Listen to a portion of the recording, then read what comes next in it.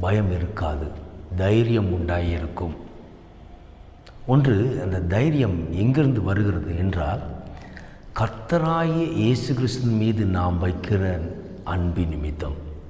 அவர் எல்லாவற்றையும் முந்தி கொண்டார். அவர் இந்த உலகத்தை எவ்வளவாய் நேசித்தார் அப்படி என்று பார்த்தோமானால், தன் ஜீவனை கொடுக்கிற அன்பை வெளிப்படுத்தி இருக்கிறார்.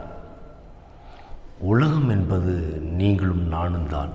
அவர் சாயலில் உருவாக்கப்பட்ட ஜனமே, உங்களுக்குள் கிறிஸ்துவின் அன்பு இருக்கிறதா என்பதை நாம் புரிந்து கொள்ள வேண்டும். அநேக நேரங்களிலே அவரை விசுவாசிக்கிறோம். எப்படி விசுவாசிக்கிறோம்? அவரிடத்தில் அன்பின் நிமித்தமாய், அவர் நம் மீது வைத்திருக்கிற அன்பின் நிமித்தமாய் அவரை நாம் விசுவாசிக்கிறோம். ஏன்னா அவர் ஒருபொழுதும் நம்மை கைவிடுகிற தேவனே அல்ல.